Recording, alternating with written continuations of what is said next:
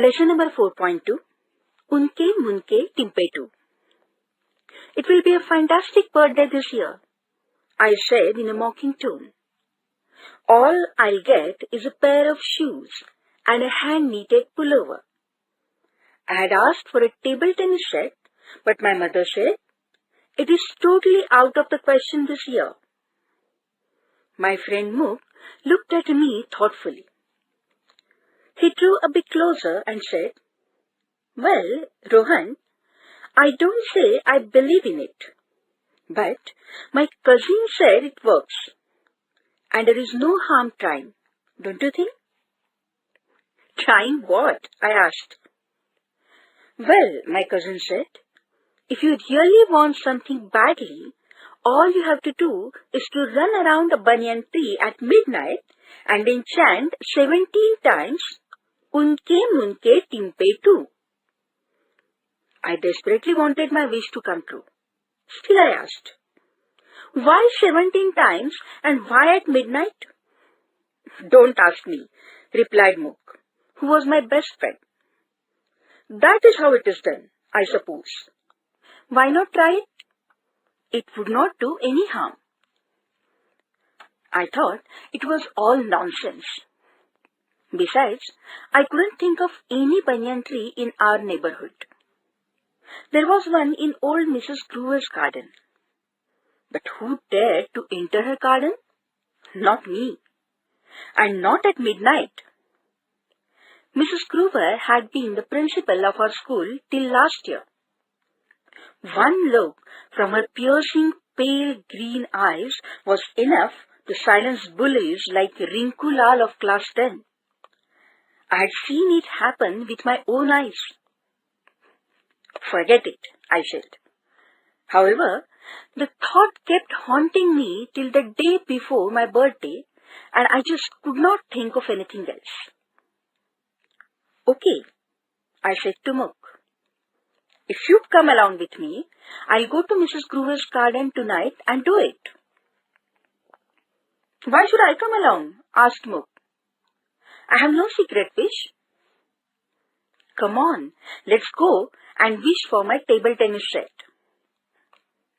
So, at 10 minutes to 12, Muk and I met at the back of old Mrs. Groover's garden. We climbed and sat on the boundary wall.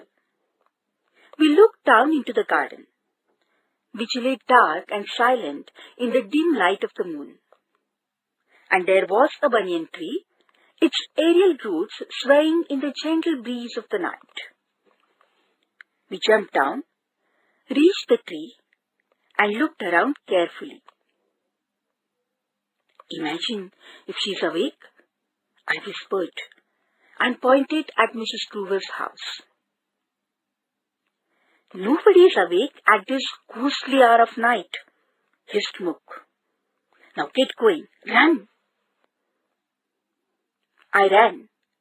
I ran as fast as I could, chanting, Unke Munke Timpetu. I wish my wish is coming true. Over and over again. I felt a bit scared. That was why I tried to get it over quickly and increased my speed.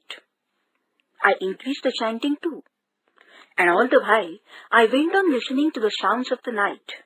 A crackle here, a swish there. Suddenly, a ferocious bark tore the stillness of the night. I froze.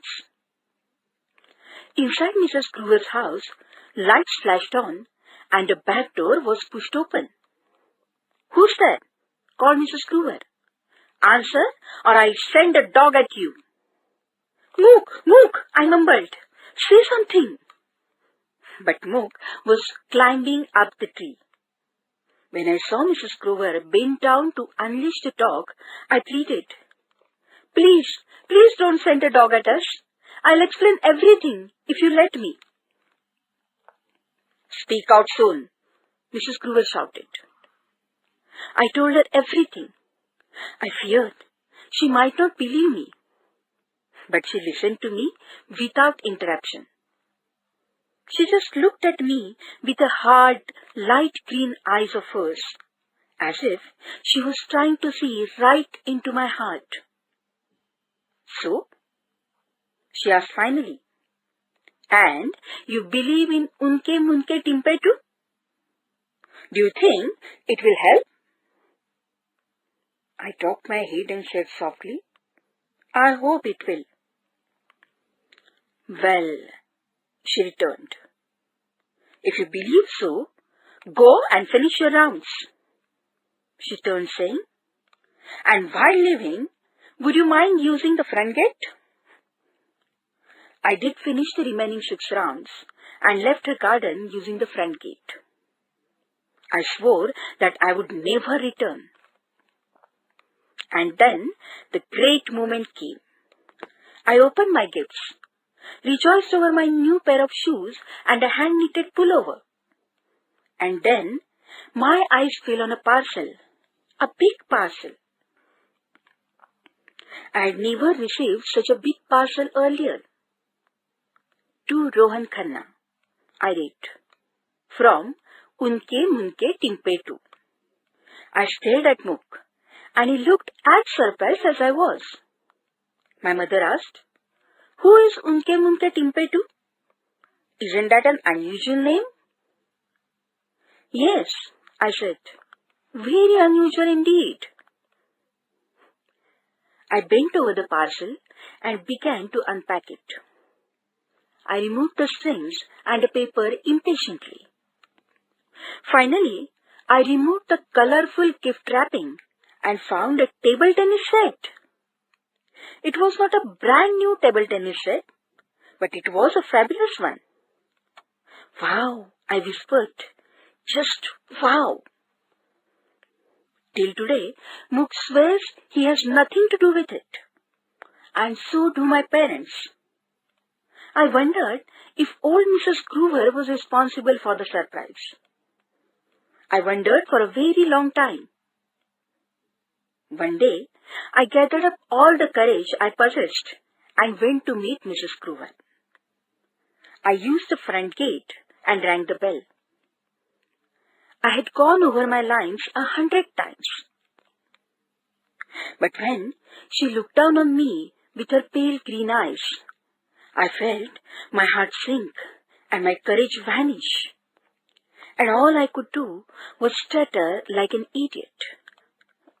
Good afternoon, madam.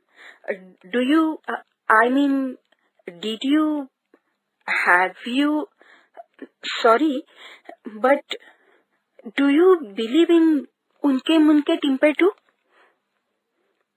Mrs. Groover continued to look at me with a strange look in her eyes. She replied softly but seriously, yes, I do believe in Unke Munke Timpe too. I had wished to have somebody over for tea today, and here you are. Now isn't it a perfect example of Unke Munke Timpe too? She smiled, and she looked so different, almost human.